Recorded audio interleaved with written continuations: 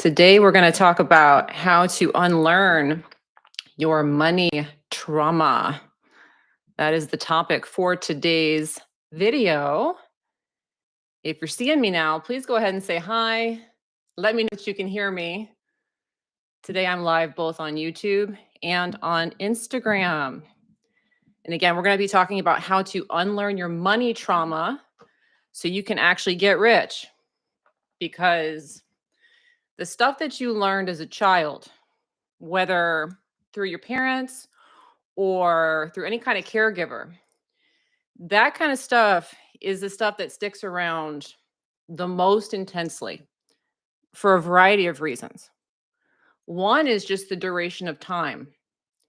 So if you've been taught things that have given you a traumatic relationship with money, and I would argue that yes, most people actually have a very traumatic relationship with money. They're scared of it. They're controlled by it. It makes them nervous and upset. If you're experiencing that in any way, shape, or fashion, it started a long time ago. And so we have to heal those wounds and get over that stuff so that we can have an optimistic perspective about money rather than a fearful one. So today's live, we're going to be talking about this, how to unlearn your money trauma. Again, as you come in, please say hi. It's nice to see all of you guys here. Thank you, Vibe Conscious, for the super sticker. Appreciate you. Thank you so much. Hello, Alexis, Tunk the Skunk, Wanda, Leonina, Alexandra, Khaled's Bill, Sylvia. My lovely assistant, Mary 1111, is here. Hello, Mary. Hello, Picket Music. Hello, Mr. Lum. Hi, everybody. Hello over to here on Instagram. Thanks to those of you on Instagram. Let me know you can hear me. Joy Ranjan. That's a long name. Joy. Thank you. Max and Wax. Mary's over here too. Very good. Hello, Tejasva. Lots of love from India. Hello. Hello, Camille. Thank you so much. Hi, Tanya. Nice to see you guys. All right. So if you got questions about attracting abundance, go ahead and drop them in the chat. As we go through the live, I'm going to be talking about some really common things that most people experience. Not everybody. You might not experience everything on this list, but these are very common money trauma issues. These are things that you were taught, a lot of people, at a young age that ingrained a fear of money. It ingrained this relationship with money that feels very controlling.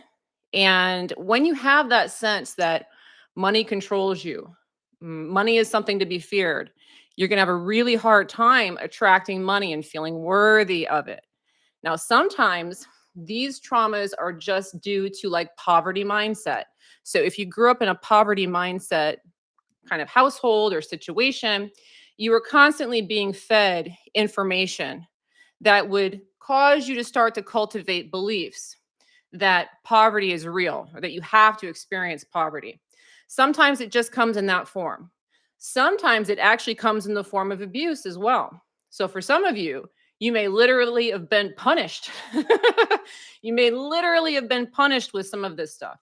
So for some of you, and I know this was the case for me, some of you grew up in households where there was a poverty mindset, and you did also grow up in an abusive environment. And so if that was your case, you kind of got a double whammy of this stuff where you may have actually been literally punished for violating the poverty mindset rules. Okay, so let's kind of jump into it. And again, as I'm going, if you have questions, drop them in the chat. I'm happy to answer as many of those as I can. All right, so this one right here is probably one of the biggest. And I'm sure a lot of you can relate to this one. And it has to do with instilling. Some people are just going to disagree with this because that's how strong it is. Instilling work ethic. Work ethic.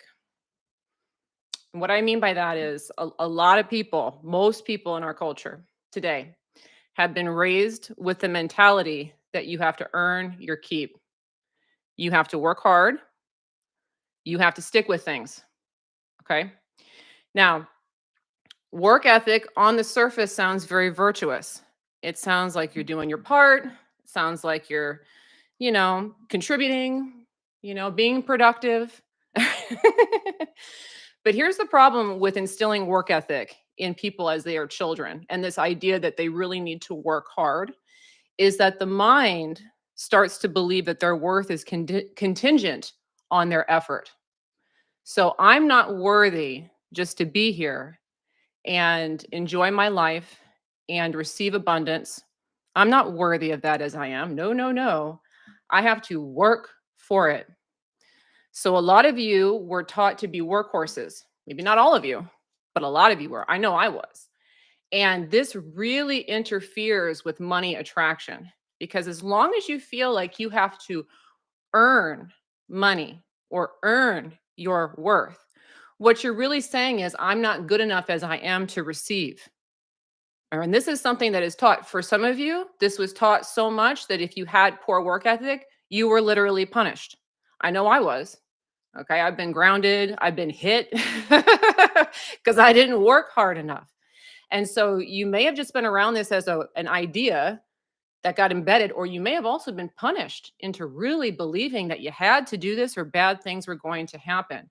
And so when you look at people, when you look at the general population, what you typically do find is that the people who are making the most amount of money are actually working the least. Now, I'm not saying that they don't work or that they don't do things, but in terms of like hard manual labor, back-breaking work, okay? That kind of stuff in the upper classes is not as common as it is in the lower classes. All right. And so when I'm talking about the lower classes, I'm really talking about anyone who's not in the wealthy class is kind of living this experience where they're working a lot harder than they actually have to. And it's very frequently due to the fact that they were taught that they had to earn their keep. Okay. So I know before I started learning how to attract money, that's what I believed. I believed I had to work really hard to get my worth. And so I would work multiple jobs. I would work really hard, even if it was something silly like people coming over to my house. Instead of just relaxing and enjoying those people coming to my house, I'd be running around, making sure the house was clean and everybody had what they needed and everybody was attended to. And there was this sense that I really had to work hard to get the things that I wanted. Okay. And that's one of those things that we want to flip around. So I challenge you, if you were raised with, trying to establish really strong work ethic, one thing that's been helpful for me is I have this analogy that I like to use whenever I sense that I'm working too hard. I'll tell myself, and I've even told other people this, I am not a workhorse. I am a show pony. I am not a workhorse. I am a show pony. And so what I mean by that is give yourself permission to be the one that's actually in the receiving mode. So when we think about the workhorse, we're thinking about the beast of burden that's doing all the work and not being respected and not getting paid its dues. When we think about the show pony gets to be on stage. It's all brushed nice. Everything's going well for the show pony. Okay. So that's a little mantra I like to tell myself. Now, another thing that I want to mention about this before I take some questions is that a lot of you do have children. And so most of you have probably been taught to instill work ethic in your children. And there's nothing wrong with instilling values in your kids. But what I would recommend instilling in your children, instead of this idea of have a strong work ethic, teach them to be engaged. Teach them to be highly engaged. Okay. So when you teach a child to be highly engaged rather than have a strong work ethic, what you're teaching that child to do is to really get, invested in their passions, really be interested in life, really follow what's calling them. And that's a really great thing that you can do to help keep your children in alignment with taking action, but in a way that actually supports and facilitates their dreams. So, for instance, I'll give an example of my daughter. All right. So, my daughter's in high school and she's always been very musically inclined. And in middle school, she started playing the clarinet, and she did really, really good. She was first chair. She wanted to take private lessons. And so we invested that in her. But after a few years, once she got into high school, she stopped wanting to do private lessons.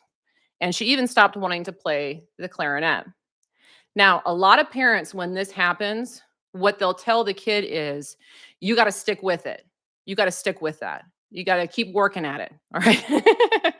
But instead, the attitude that we took was, all right, well, what do you want to do?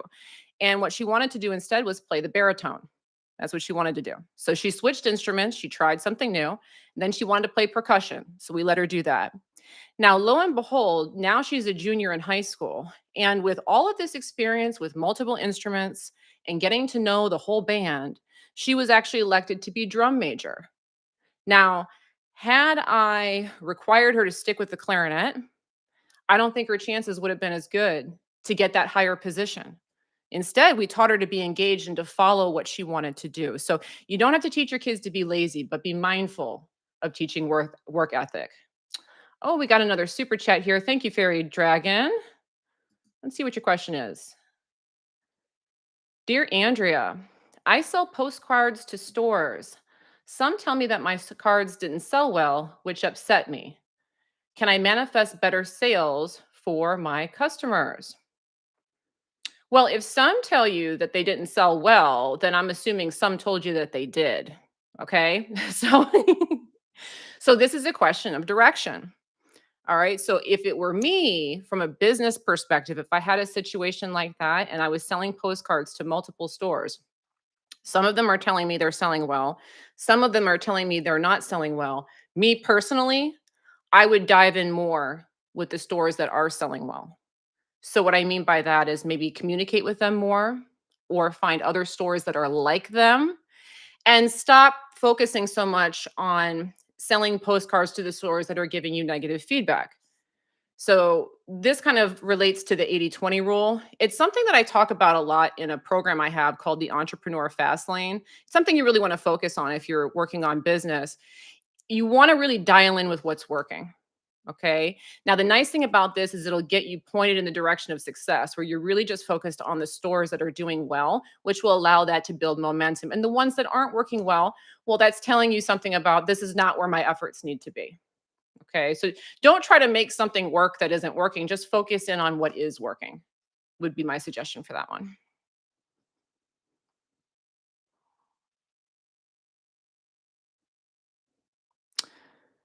Tejasva on Instagram.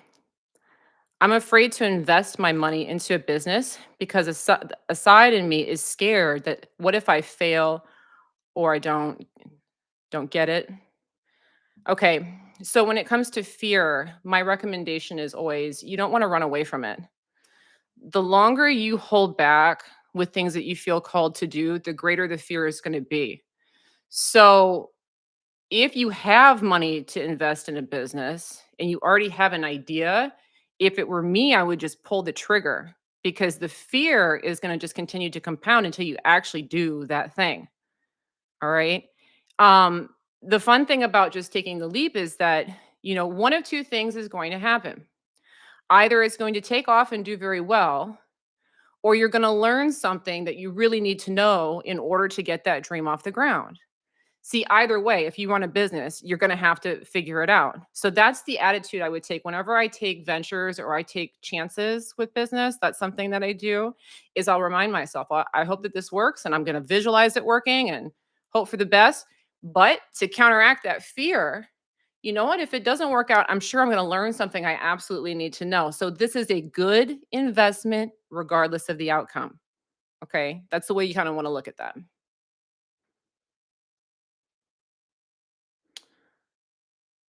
All right. Pick another question here real quick. And then we'll talk a little bit more on how to unlearn your money trauma. Tunk the skunk. I feel like I've overcome blocks. You've been doing this work over a decade. I put in the work, visualizing desire around money, done the physical, mental, spiritual work, and let it go. You're frustrated. What now? Well, it's a good chance that what's going on is really kind of what we're talking about today. These really embedded deep-seated fears about money or stresses about money that you want to correct. What I would probably do in this situation is take inventory, Take inventory of the people that you're around right now. And I'd like you to think about, would these people get along with my caregivers in the subject of money? Do they think the same way? Or what commonalities do they have? See, you're going to continue to attract people that have the same kind of mindset that you grew up with until you change or shift the limiting beliefs. So if it's something that's been holding on for a long time, it's probably really, really ingrained. So the people that are closest to you now, put them up against like mom or dad or grandma or whoever was instrumental in raising you, and ask yourself, when it comes to the subject of money, how are these people similar and how are they different? If you're finding that they have similar belief structures about money, those are things that you're going to want to correct, because it sounds like you have some stuff that's just been holding on for a long time. And when you're still holding on to these beliefs that, it's fearful, money is fearful, money controls you, money is in short supply, you have to work hard for money. If you're still holding on to stuff like that, it doesn't matter how much you visualize. It just doesn't. Your visualization is not going to be powerful enough, sorry to tell you, because everyone touts how great visualization is, and it is.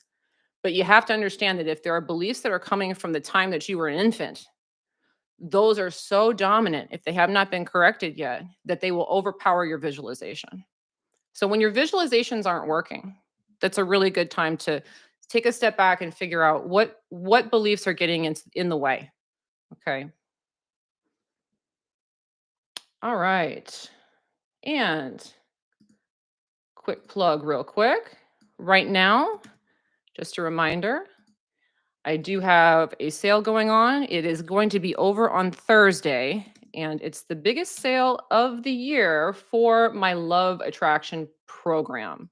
So, if you are somebody who is interested in learning how to use the law of attraction to attract a really great relationship, whether you are single or even if you're married and you want to improve the quality of your current relationship, this particular program is going to show you a few things. It's going to show you how to develop the self worth that is required and absolutely essential to magnetize the kind of partner that you want. It's also going to show you how to develop real charisma in relationships so that the person that you likes you. Okay. They want to come towards you. You don't feel like you're constantly having to chase them. It's going to be really great for igniting passion that not only starts a relationship, but grows as the relationship continues so that you can have a relationship that lasts longer than a year or two and can go on into the decades and still be passionate and fiery and fun. Now, the name of that program is Magnetic Appeal.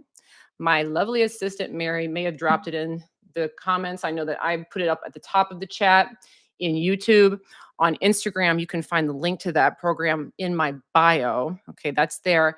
And if you use the coupon code CONNECT, CONNECT, you'll get that program for a whopping 50% off. And this program will not be on sale for at least another year. So if it's interesting to you, go ahead and check out the link, read the description, watch the informational course video, and see if you're a good fit for that program.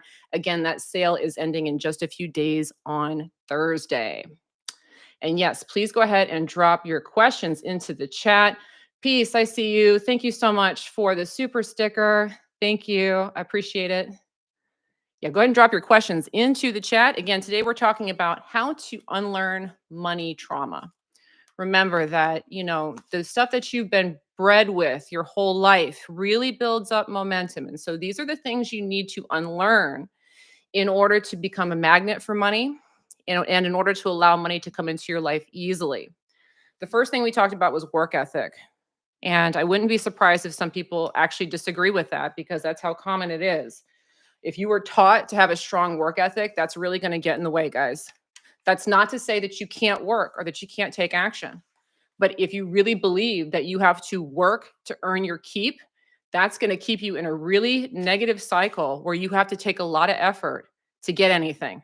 And we want to get out of that. We want you to just attract money as you are because you can. All right, for our second thing. Okay.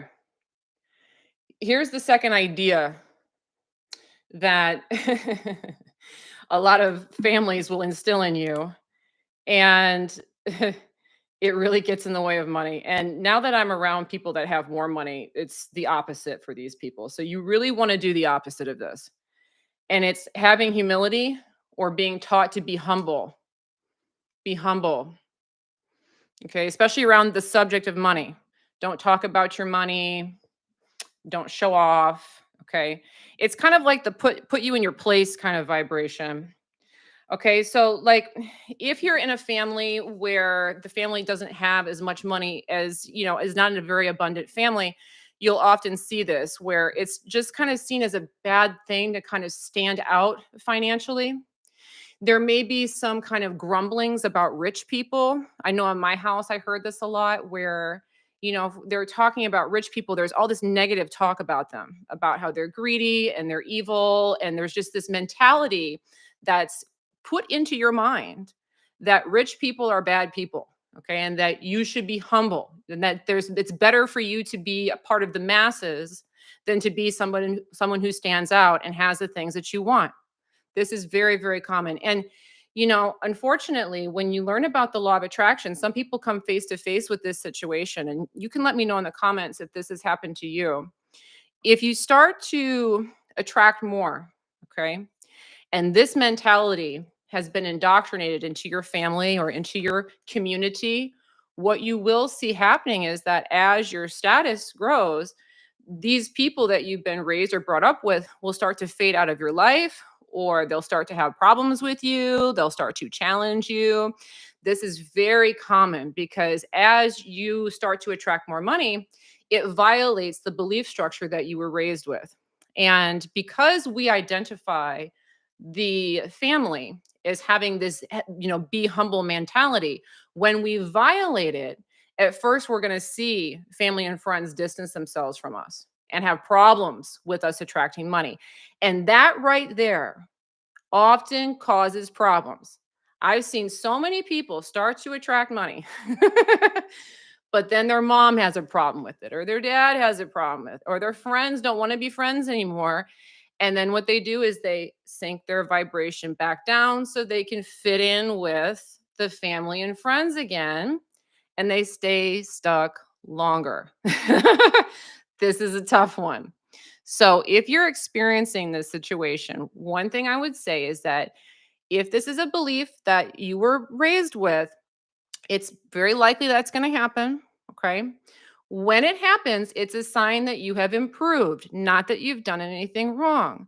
And so, if you have a situation where friends and family start having a problem with your success and fading out of the picture, what I would recommend that you do is take that time and look at that as your time to stabilize in your new beliefs. Okay. It's a time to stabilize and cement them because in that moment, the family and friends are kind of separating out and they're giving you space to let that negative chatter out so you can make your new beliefs more dominant. Okay.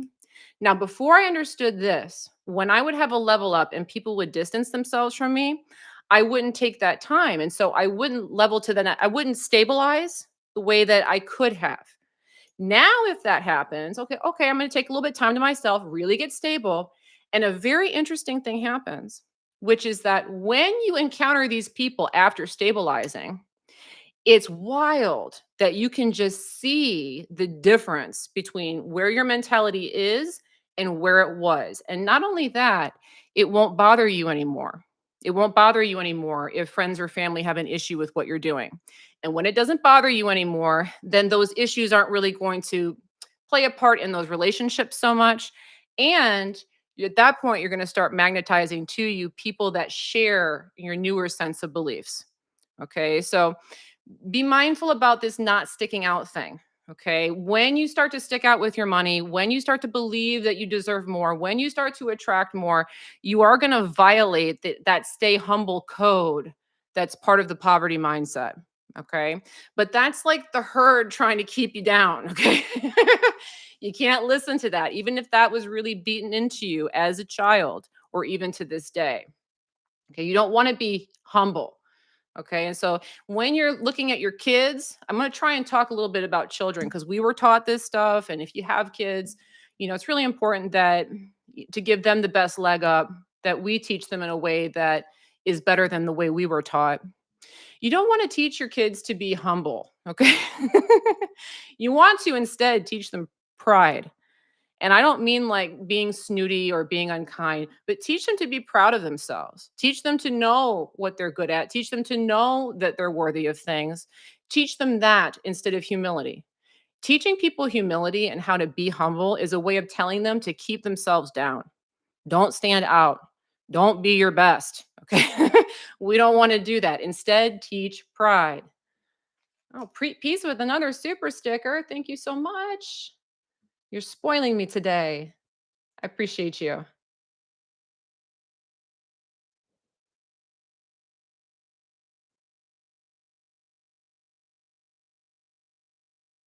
Alexis, when I start a law of attraction program, I can spike my feelings of optimism and possibility, but usually there is a crash in my mood after. If I had not started the program, my feelings would have remained stable. Okay, so yeah, but if you're trying to make progress, stable isn't really what you want. So, like, if you have these sections of optimism, like when you're first starting something, are any of you guys into tarot?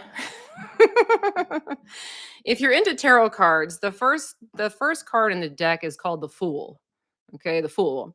And so the Fool is this character. He's got like this little stick with a handkerchief. He looks like he's going out on a journey and he's all excited because he's about to start something new. But he's called the Fool. And the reason he's called the Fool is that he doesn't understand what's going to happen on that journey. And so when we have new endeavors that we're going towards, we always have that moment of being the fool. This can happen. This is exciting. And you get yourself into it. But once you get into it, reality starts to change. You start to see new things that you want, new things that you want, things, ways that you want things to occur. And there'll be new challenges for you to experience. And so it's normal that after a period of optimism, you'll have that little moment where it dips. But the nice thing about the dips is that the dips cause you to want to launch back up again. If you just remain stable all the time, okay, here's the problem. And this is a family trauma issue, by the way. You may notice this that your friends and family who don't understand the law of attraction or who do not work to improve themselves mentally, their lives stay like this. Their mood is stable. It's not, there's no ups and downs, but they're cranky every day. They don't know how good it could be because they're just staying in that same spot. For people who are improving their vibrational state, the experience is like it's like you break through and then you're at a new level and it's a little confusing and you got to get your feet. Then you break through and you're on another level and it's a little confusing and you got to get your feet. That's a good thing. Okay. So I would validate that experience rather than say that there's something going on wrong. Because if you just stayed stable all the time, it's not good. Okay. I know that back in the day when my mood was more stable, I didn't realize how bad it was. I was just so used to it being crappy, it didn't seem that bad. Okay. So having the ups and the downs, having the ups and then the slight down is an okay thing. It's an okay thing. You don't have to be perfect all the time.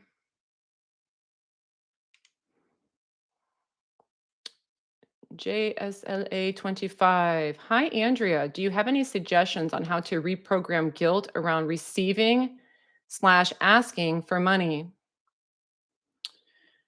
So for receiving,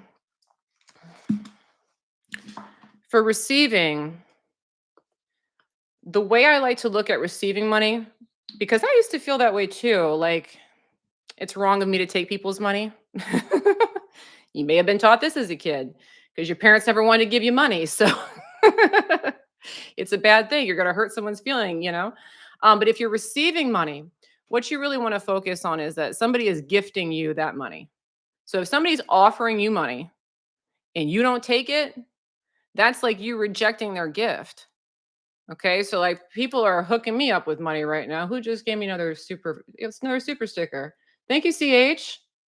Thank you. So see, we just got some money there. Thank you. Okay. If I said, no, CH, I don't want this money, I'm sending it back. Do you know how offensive that would feel? That's the way I like to think about it. Is if somebody gifts you with something, they wanted you to have it. And all they really want, the only reason they probably gave it to you is because they wanted it to see you smile or see you be happy. So that's the way I like to look at it. If someone gives you money, look at it as I'm going to accept this gift gracefully. Okay. If we don't receive it, then it's like we're rejecting a gift. And that's not very nice, right? Andrew O'Sullivan. I work every night of the week. In the last 30 days, I've had one day off. You want to succeed, you have to work on it. That's what I was told. Sounds like it was what you were told, and I get it. I used to do that. I used to work, I did like financial advising sales. It sounds fancier than it was. And then and then on the weekends I bartended. And I made okay money. I mean, to that standards, I guess I made okay money, not by today's standards, but back then I was doing okay, but I worked every single day. So I worked Monday through Friday. I would get up and be out of the house by 7. I'd be home probably at like 7 o'clock at night. And then on Fridays and Saturdays, I would stay up late and work at the bar and close the bar at like 4 or 5 o'clock in the morning. And then Sunday mornings, I would go back to the bar and open the bar. Like that's how much I was working. It was insane. Okay. Um, because I was taught that. Now, you will, if that's your belief structure that you will make money doing that, then you will make money. So at the time, I was making money, but when I say I was making money, I was probably making about 60,000 a year, okay? And that was the best that I did, okay? That was the best that I did when I was younger, working those 2 jobs that much. But think about it. I was working every single day, backbreaking labor, and all I made was $60,000 and it wasn't sustainable because at some point you're going to crack. You're going to crash. I make a lot more money now working 3 hours a day. A lot more money now. So, yes, I know we're taught that one, but it's not true. You see the rich people that I live around, they're playing golf most of the time, guys. They're not they're not taking out trash cans, they're not bar backs, they're not working that hard. Most of them, a lot of them have businesses and they have other people doing the work for them. They're not working that hard.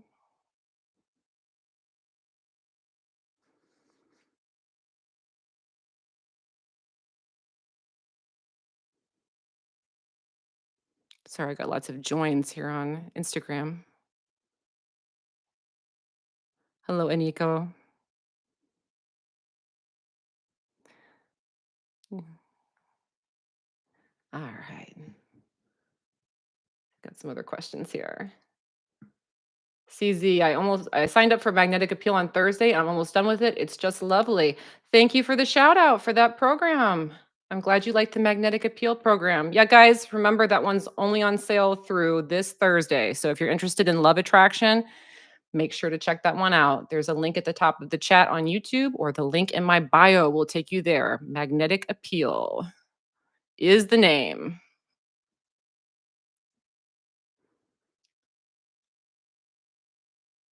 Picket music, programming since infancy. How do we really reprogram all of that successfully and grow wealth and success? So for that, that's a good question because, if it's really ingrained, you're going to keep growing, right? What I would say about that is that we live in third dimensional reality, okay? You may have a fifth dimensional mind, but you are focused here on a third dimensional reality. And so this reality is built on limitations. So every single person that even rich people have limitations. And so all of us, in order to enhance our realities or to change them, shift them, alchemize them, we have to change beliefs. And it doesn't matter where we're at in life, we still have limitations. Because if we didn't have limitations, we wouldn't be sitting here in a world where things are separate, where there are physical rules. None of that, it wouldn't matter. Okay. It would just be kind of this nebulous, everything all at once idea rather than fragmented, this kind of more fragmented experience. So, my point of this is that, you know, don't look at you having to get it all done. Okay. Rather, instead, as you shift these belief structures, you are going to attract more money. And provided that you build momentum, it's just going to get better and better and better. If you shifted every single thing about money today and you just had an infinite supply of it at your disposable, like in your house right this moment, you would probably just stop caring about money altogether. Like it wouldn't even matter anymore. Okay. So you wouldn't have an opportunity to keep having fun with it, keep building it. Okay. So it's okay that it doesn't all get done at once. The thing that trips people up with this is that a lot of times, I'll say that reality, your beliefs are like an onion. You'll unpeel one limiting belief and then you'll notice there's another one sitting there. And then you'll unpeel that one and you'll realize there's another one sitting there. And it's just kind of this thing that goes on. A lot of people get upset about that. Like, when am I going to be done? Okay. But that's the fun because when you unpeel a belief, your reality gets better. And when you unpeel another one, it gets even better. So, what I would look at with that is that if this takes a while, great, because I get to enjoy it more rather than why is this taking so long? I hate doing this. Okay. Because the why is this taking so long will create an experience where we don't have as much progress and we don't have as much success. Whereas the this is so much fun. I'm glad that there's this stuff to look forward to vibration gets you in the momentum of having fun clearing these beliefs and reaping rewards of them and moving up quicker. Okay. So it's a question of perspective. Thank you, Wendy. Another super sticker. I appreciate you. Oh, two super stickers. Look at you guys go. Thank you. Thank you. I appreciate you. Leah just launched my business today. Bought the website. Good for you. Take that action. So now you did something, go do the next. Keep moving with it. Momentum. Proud of you. Anna, good morning. Andrea and chat, good morning.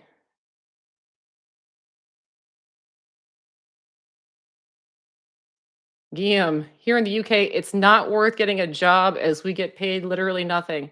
My my mentality on jobs has kind of become that way too. It sounds kind of negative, but when you start to step more into the mentality of you can just receive money as you are and you start just kind of attracting more as you are, you will start to notice that any kind of occupation that requires a lot of work, a lot of times it's not worth it. It's not worth it. They're not paying you enough. I said 60,000 is not bad, but to work every day of your life and backbreaking labor, like people doing a lot less, making a lot more. And you can be one of them. Benita, hello, Andrea. This is my first time catching you live. Well, welcome to the live. And if you guys have not yet, please make sure to subscribe to my YouTube channel and follow me on Instagram if you haven't already. I do try to do lives like this every single week, and I love talking to you guys. So make sure to follow me so you are notified when I come on. Also, if you haven't yet, please make sure to take my manifesting test. It is a free, quick 5-minute test where you can prove to yourself that the law of attraction is real and that you are the creator of your reality. I know a lot of you have already taken the test, but if you haven't, it's a really great way to show yourself your power. Okay, because knowing your power is imperative. Until you understand that you're really doing all of this, it's really hard to get the law of attraction off the ground for you because you don't quite feel like it's real. Okay, but this test will show you that it's real. You can take it at manifestingtest.com. Again, that link is manifestingtest.com. There's also a link in my bio. Mary, if you drop that in the YouTube. Oh, she already did. My assistant Mary is on it. I asked her to do things that she's already done them. But manifestingtest.com is the direct link. All right. Let's keep going. All right. Again, today we're talking about unlearning your money trauma to get rich. We need to be mindful of the attitudes that we were raised with because they really do interfere our ability to believe that we can just receive money. The first one we talked about was instilling of the work ethic. Okay. Those of you that are working like 80 hours a week, you definitely were instilled with this one. And it's going to keep you from attracting the kind of money that you really want because you always have to earn it rather than just receive it. And we also talked about, being humble. Don't stand out. Teaching your kids to be humble, have humility. No, you want to know your power. Okay. If you don't know your power, you're not going to attract on a powerful level. And you're always going to kind of stay sunk to what the group is doing. And the group's not doing that great. I mean, collectively as as like a world, we're doing better than we were several hundred years ago. Okay. But in terms of really attracting massive abundance individually, most people are not at the top. Okay. So we want to have better belief structures than the group, right? So standing out is a good thing when it comes to money attraction, not a bad thing. Ooh, here's another one. This one was big in my family. The idea, there's a saying, it's called waste not, want not. You guys heard of this? Waste not, want not. It's where, you know, be very frugal, use things to their completion. So, like in my family, if there was a salad dressing bottle, that salad dressing bottle would not be thrown out, okay? Unless it was upside down and like all the salad dressing, there was just like the tiniest little bit of salad dressing at the bottom. Okay. That was waste not, want not. Okay. So not throwing things away, wearing the same pair of shoes for like 5 years and not buying a new pair. Okay. That's kind of the waste not, want not mentality. And it's sold as a virtue. It's sold as a virtue. So this is another one people might not like because it sounds like I'm teaching you to be wasteful and not mindful. But here's the thing. We live in an infinite universe, okay? So it doesn't matter, okay? This whole thing is built on our imaginations and it can be rebuilt and changed in any way, shape, form, or fashion. It doesn't matter if you throw it away, okay? It just doesn't. It doesn't. It doesn't make any sense why it would, because that would only make sense if, reality really was outside of yourself and there really was lack. There really was scarcity. Okay, because the waste not, want not attitude is a scarcity mindset. It is a lack mindset. There's only so much, so you got to be careful with what you have. But again, through the law of attraction, we're the ones creating.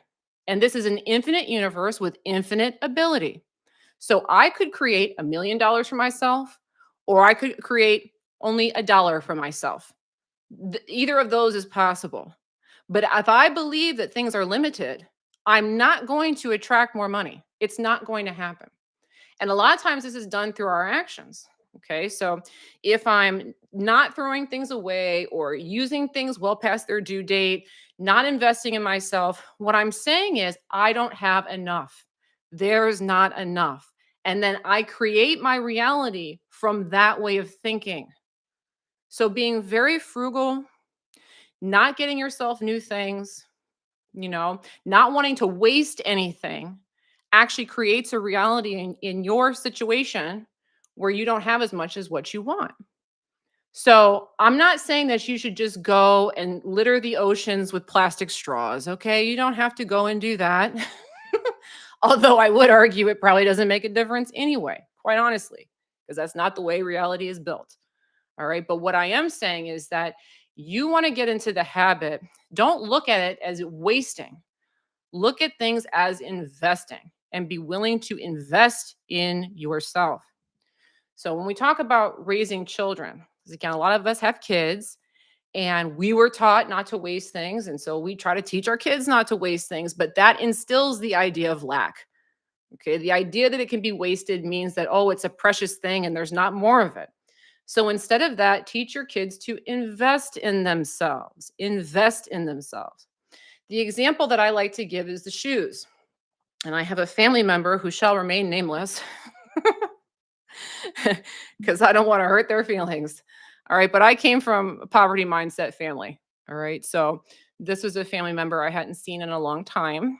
And again, like when you take time away from people that were kind of brought up in the same ideology as you, when you get back around them, you see it. It's just so obvious, the shifts and the changes that you've made.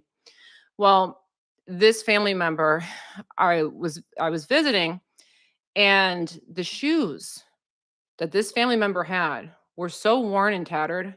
I mean, so worn and tattered.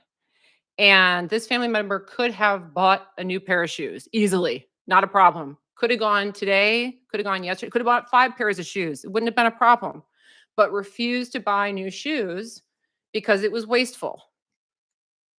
Now that completely violates the new mindset that I've literally had to train myself into thinking, which is that you want to invest in yourself. So think of it this way. If you're running around in that kind of a state where you're not buying new shoes and your shoes are worn and tattered, every time you look at those shoes, you're going to be reinforcing to yourself lack mentality. You're going to be reinforcing to yourself that you do not feel abundant. You're going to be showing up in reality, not looking abundant. So you're not acting abundant. So you're not attracting abundance. But if you just went out and spent 50, 100 bucks on a pair of shoes, now every day when you're looking at those shoes, you're going to be feeling like $1,000,000. You're going to be feeling abundant. Now you're going to start attracting more money. Okay, so this is one of the things that you want to teach your kids. Don't teach them, don't waste. Teach them to invest. Invest in yourself. Now, when we say the word invest, what we mean is the money that I'm spending is going to multiply. It's going to appreciate. So when I buy a pair of shoes, maybe I spent 100 bucks, but what I'm getting back vibrationally, what I'm attracting back is so much more than that. Okay. And so that's the attitude that you want to have when it comes to buying things, spending on things. You do not want to have that waste not, want not mentality. That's a scarcity mindset. It's going to keep you locked in a cage with money.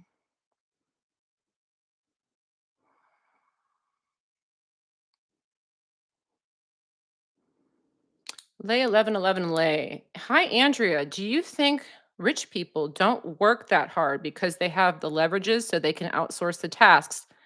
How do normal people get to the point where we can have the same kind of leverage? Some of them, that's what they do. I mean, not all of them. Some are just, inherit money or strike it big on something. But some of them do the leverage because that was kind of what I was talking about before, where they hire people to do the work for them. So if you want to use the leverage, you need to start practicing leverage. So here's an easy way to practice it if you'd like one. You don't have to go out and hire a bunch of employees, but you could like I started ramping this one up a long time ago, and I started with my kids and my family. So instead of me running around doing all the work around here, pass awesome tasks to other people. Okay. So so for example, I get my son to wash my car now. Okay. I used to hire somebody else to do it, but they weren't as reliable. So, but now I give it to my son. So my son washes my car and I pay him. Right. But for him to do that job is saving me several hours. Right. So now those several hours I can spend doing something else. That's a way of practicing leverage. Have your kids put your laundry away for you. Have your spouse do some of the cooking for you. Okay. Find ways to delegate to other people. If you have that I have to work hard mindset, you probably have the I need to do it all mindset. So, like I was talking about earlier in the live, I used to just do everything for everyone all the time. Like if I threw a party at my house, I was running around the whole time trying to take care of everybody because I had that belief set. All right. So, the more you can just start to delegate on a small level, the more you're going to start to get that leverage because every load of laundry you don't have to you don't have to put away is leverage. Okay. Every car you don't have to wash is leveraging your time. Sometimes people just think, oh, I need employees. No, but start giving things away, giving things, other tasks to other people, or just getting rid of tasks that you don't want to do anymore. That will give you leverage as well.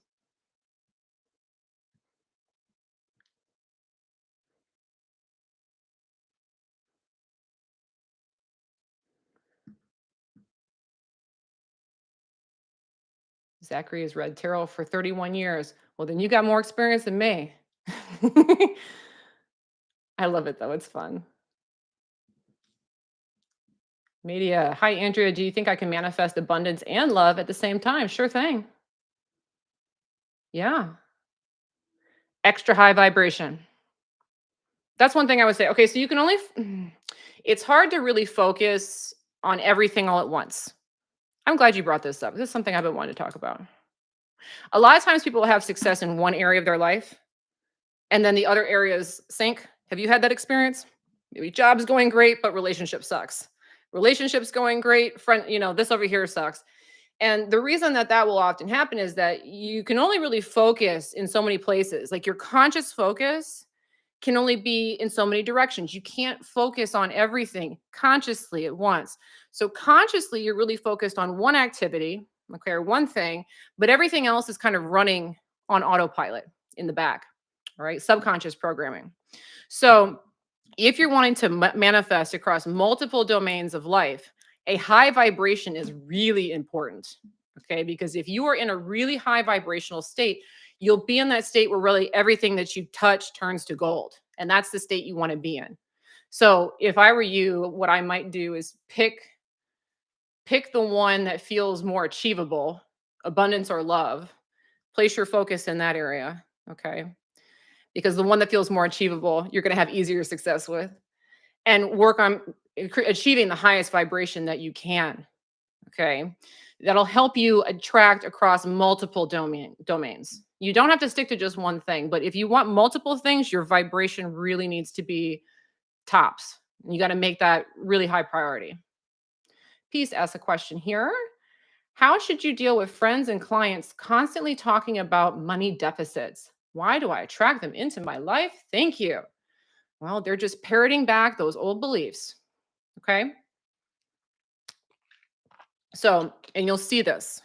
So, any belief structures that were really dominant or are still kind of holding on a little bit, maybe you've worked on them, but they're still holding on a little bit, the people around you will talk about them. And it will be annoying because you'll be like, "Ugh, I'm trying to shift this. Could they just shut up?"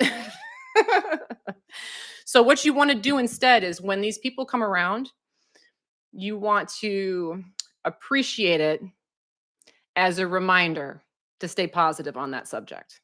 Thank you for reminding me that I want to think positively about this. Thank you for reminding me that. Okay. Rather than I wish they would just stop. Okay. Because if I want them to just stop, they're going to keep doing it and we're going to stay stuck in that tug of war.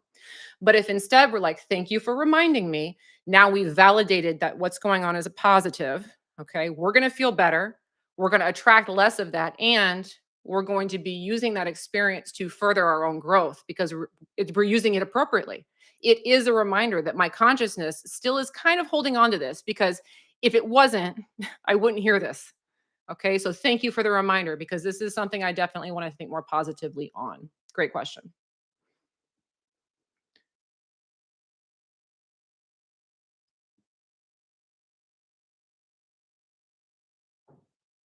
Making money is wrong and bad, only right if you're a nurse or a doctor. Help. Ooh. Yes. Okay. Apprentice of Silence. So I wasn't a doctor or a nurse, but I remember when I was a teacher, I kind of had that mentality. Like I didn't make much as a teacher. They don't pay teachers a lot in the United States. Because I was making more when I was doing double duty with that financial advising and bartending shtick. When I was teaching, I only made like $36,000 a year. And I did not feel justified in getting more because it's not right. You should just be doing this for free. A lot of people have that belief structure, that you've got to be given so much to even be worth making money. But you know what? Then it all comes back to the making of the money and the work ethic part of it. And this idea that you're somehow supposed to earn it, it's not just inherent. What you really want to start to understand is that money is an infinite resource. It's everywhere all the time. Everybody can have it. And not only that, if you really want to help people, the way you can help people the most financially is by getting as much as you can, because then you show other people that they can do it too. You do not help them by staying in poverty mindset because you reinforce to them the lack mindset. Let me re-say that. If you really want to help people financially, the best thing you can do is to take as much as you can, get as much as you can to prove to everybody else that it can be done, that it's infinite. That's how you really help. Okay. Yep. I used to feel the same way. Used to feel the same way. Stephen, hello, Andrea. My question is, why does money come to me sometimes years later from projects? Because you're fortunate and blessed, Stephen. That's why. Well, a lot of it's just lack of resistance, right? I have stuff I made years ago still brings in money. Okay.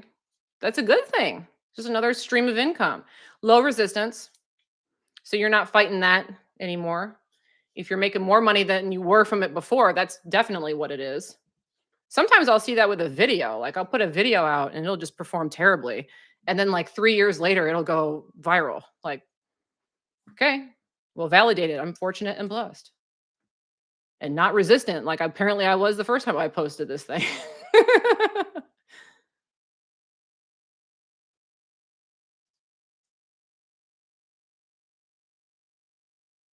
Winston, hi, Andrea. What should we be doing daily until our manifestation is seen in the physical reality? Thanks. Having a good time, enjoying your life, knowing that you are complete as you are. And the only reason you want that thing, whatever it is so that you know how wonderful things are.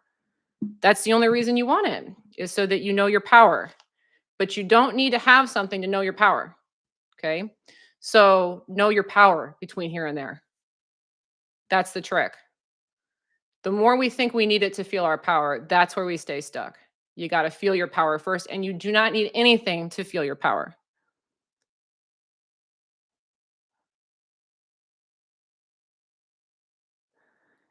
Miko Wada on Instagram. Hi, Andrea. I am new to manifesting.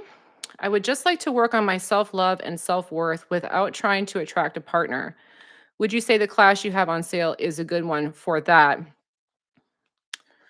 Um, it will help you with self love and self worth and how to relate to people in a way of attracting them. If you don't want someone around, I mean, it's gonna help you get people around. So if you wanna stay solo, maybe not. But if you wanna try to attract a partner within the next few months, then I probably still will, because the course is on such a good sale and it won't be for at least another year. So think about that, but only go through it when you're ready to bring somebody in. That's important.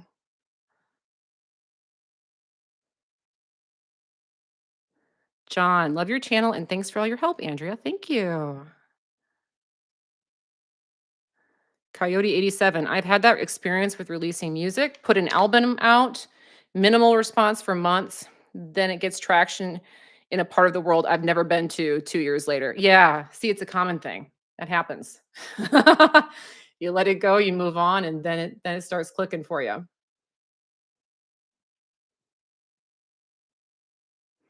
Lydia, I found your work through a review of Course in Miracles. Girl, this is the way. So grateful for this book. Would love to hear more of your thoughts on it and how it applies to the topic of money. Oh, wow. That'd be a long conversation. Yeah, Course in Miracles. I love that book. I really, really love that book. That's one that I actually listened to for years when I went to bed. It's really great about understanding the oneness, getting a more kind of nebulous perspective on the universe rather than this really dialed in, individuated experience. So in that way, it's helpful for the topic of money because it gets you out of this idea that money is like this specific thing. I need to get this supply directly to me, like it's tangible or it even matters. It allows you to kind of step back into a more broader perspective.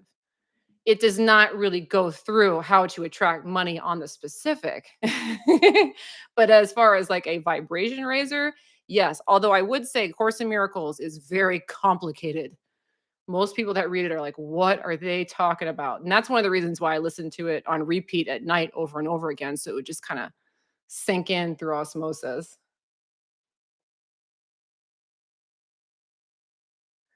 F. Pandy. Hi, Andrea. I'm working on a creative project, which could mean I'll become rich. Should I still be working on other ways to become rich before I complete this project? Thanks in advance. I like the idea. Um, just because you can get real resistant with the outcome of the project. So for me personally, like, okay, so I have this sale going on right now. Okay. It's a little project. But the sale is going to end on Thursday. And between this time, I'm also working on a course. So I'm working on something at the same time. And I try to overlap those things. Again, it's not about work ethic, it's about being engaged, like I talked about earlier, staying engaged. So, with your work, with your business, you want to stay engaged. You don't want to get all your eggs in one basket. This has to work. I have to make money about it. You want to make it more I'm doing money making projects and I'm having fun and I'm staying engaged and ride that wave. So I might recommend that. As it's starting to complete, what's the next thing? For me personally, I have a little board over there in my office, and I always have kind of the next few things. So when I get ideas about the next project, I'll throw it over there. And when it's time to start a new one, I'll look at the list and say, oh, I want to do that one. And we'll get going on that one. Okay. And that's a good segue too, that the new course I'm working on is called Relax and Detach. That one is a program on letting go. Okay. So for a lot of people, this is another thing you may have learned from your family too, is to hold on to things. Stick with it, wait on it, don't give up. Giving up can be a very powerful thing. And not only that, but you can become the kind of person who lets go really easily and receives very easily and not get caught up in this cycle of having to get yourself out of attachments. It's very common that when we have dreams and desires, we become addicted to the outcomes. And so I see lots of people, and I've seen it in myself too. If there's something that you really want, you will see big delays very frequently if you are attached. And becoming attached is an addictive thing where it's like you feel like if you stop thinking about it, it's not going to work out. You feel like if you stop working towards it, it's not going to work out. But people who are really good manifestors are really good at just putting out big ideas and letting them go, letting them come in and then doing it again. This is why some people have lots and lots of success with the law of attraction and some people don't, is because the people that do are really good detachers. And so this program is going to teach you how to become a good detacher.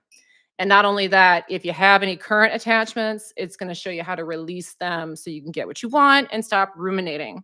So that program will be live next month, I think. I hope. It's coming along. If you're interested in it, I'll have Mary. Did Mary already do it? Because I know Mary's so fast. Oh, yes, she did. Mary's so fast. Mary put the link of that into the YouTube chat. Again, on Instagram, links in my bio. I have a link tree with all my relevant links. And at this point, guys, I got to sign off because I'm starting to get tired. And you know me, I like to manage my energy. Thanks to all of you who sent the lovely super stickers and super chats. I do appreciate it. I will be back on Thursday, but I won't be on Instagram. I'll be on Facebook. So if you're on Instagram, you can come meet me over on YouTube or meet me on Facebook, and I'll be back. And if I didn't get to your question, of course, feel free to ask it again. All right, guys. But that is going to do it for today's live. I've really enjoyed talking to you guys. Thank you so much. And I look forward to seeing you in the next one. Bye-bye.